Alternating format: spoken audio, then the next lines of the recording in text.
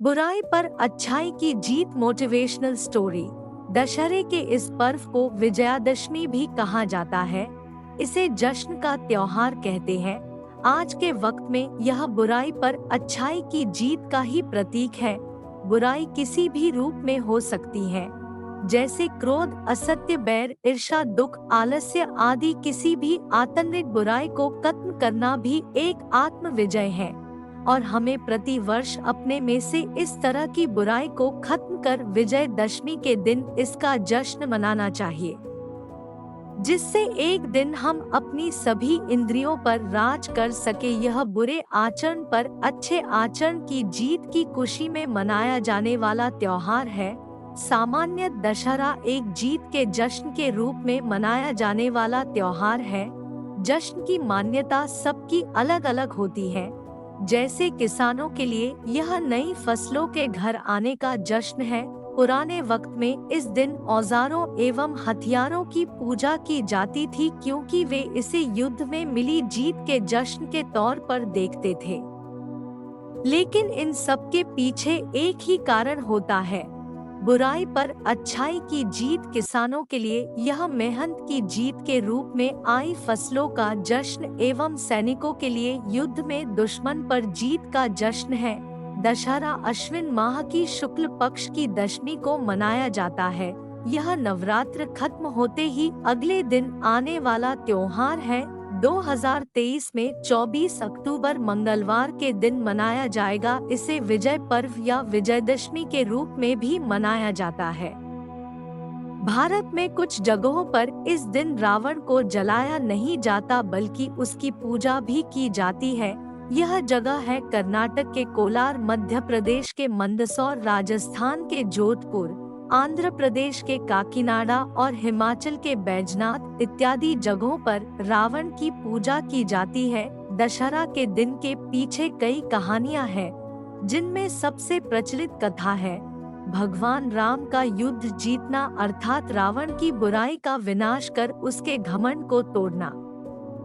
राम अयोध्या नगरी के राजकुमार थे। उनकी पत्नी का नाम सीता था एवं उनके छोटे भाई थे जिनका नाम लक्ष्मण था। राजा दशरथ राम के पिता थे। उनकी पत्नी कैकेयी के कारण इन तीनों को 14 वर्ष के वनवास के लिए अयोध्या नगरी छोड़कर जाना पड़ा। उसी वनवास काल के दौरान रावण ने सीता का अपहरण कर लिया। रावण चतुर्वेदों का ज्ञाता महाबलशाली राजा था, जिसकी सोने की लंका थी, लेकिन उसमें अपार अहंकार था। वो महान शिव भक्त था और खुद को भगवान विष्णु का दुश्मन बताता था।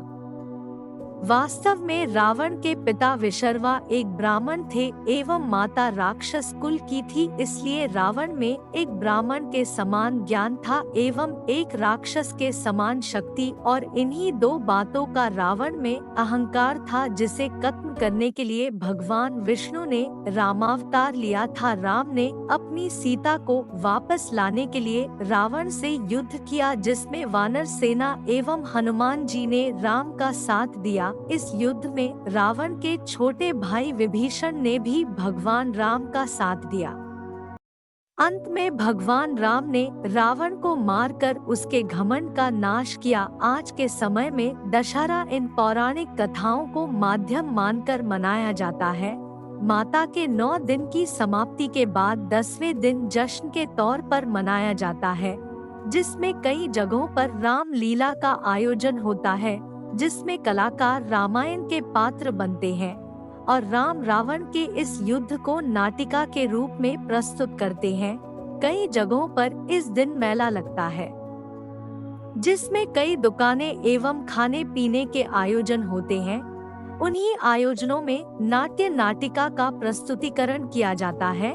इस दिन घरों में लोग अपने वाहनों को साफ करके उसका पूजन करते हैं। व्यापारी अपने लेखा का पूजन करते हैं। किसान अपने जानवरों एवं फसलों का पूजन करता है। इंजीनियर अपने औजारों एवं अपनी मशीनों का पूजन करते हैं। इस दिन घर के सभी पुरुष एवं बच्चे दशहरे मैदान पर जाते हैं। वहां रावण, कुंभकर्ण एवं रावण पुत्र मेघनाद के पुतले का दहन करते हैं। सभी शहर वासियों के साथ इस पौराणिक जीत का जश्न मनाते हैं। मेले का आनंद लेते हैं। उसके बाद शमी पत्र, जिसे सोना चांदी कहा जाता है, उसे अपने घर लाते हैं। घर में आने के बाद द्वार पर घर की स्त्रियां तिलक लगाकर आरती उतारकर स्वागत करती हैं।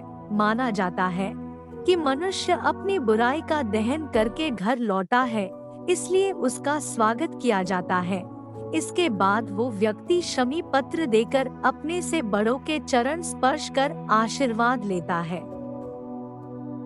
इस प्रकार घर के सभी लोग आस पड़ोस एवं रिश्तेदारों के घर जाकर शमी पत्र देते हैं एवं बड़ों से आशीर्वाद लेते हैं, छोटों को प्यार देते हैं एवं बराबरी वालों से गले मिलकर खुशियां बांटते हैं।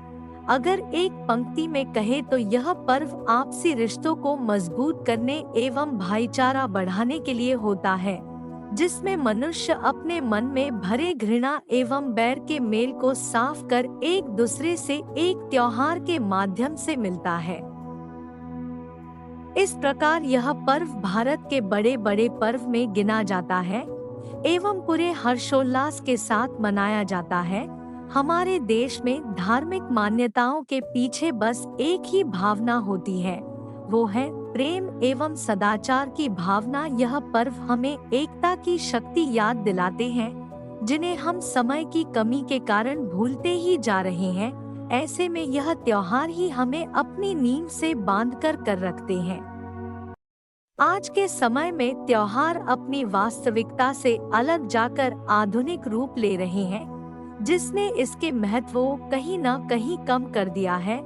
जैसे दशहरे पर एक दूसरे के घर जाने का रिवाज था, अब ये रिवाज मोबाइल कॉल एवं इंटरनेट मैसेज का रूप ले चुके हैं।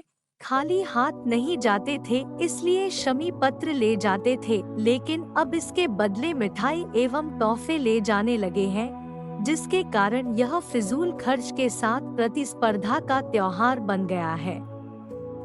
रावण दहन के पीछे उस पौराणिक कथा को याद रखा जाता था, जिससे एक संदेश सभी को मिले कि अहंकार सर्वनाश करता है। लेकिन अब तरह तरह के फटाके फोड़े जाते हैं, जिनके कारण फिजूल खर्च बढ़ गया है, साथ ही प्रदूषण की समस्या बढ़ती जा रही है एवं दुर्घटनाएं भी बढ़ती जा रही हैं। इस प्रकार आधुनिकीकरण के कारण त्योहारों का रूप बदलता जा रहा है और कहीं न कहीं आम नागरिक इन्हें धार्मिक आडंबर का रूप मानकर इनसे दूर होते जा रहे हैं। इनका रूप मनुष्यों ने ही बिगाड़ा है। पुराणों के अनुसार इन सभी त्योहारों का रूप बहुत सादा था, उसमें दिखावा नहीं बल्कि ईश्वर के प्रति आस्था थी। आज ये अपनी नींव से इतने दूर होते जा रहे हैं कि मनुष्य के मन में कटुता भरते जा रहे हैं। मनुष्य इन्हें वक्त एवं पैसों की बर्बादी के रूप में देखने लगा है। हम सभी को इस वास्तविकता को समझकर सादगी के रूप में त्योहारों को मनाना चाहिए। देश की आर्थिक व्यवस्था को सुचारू रखने में भी त्योहारों का विशेष योगदान होता है।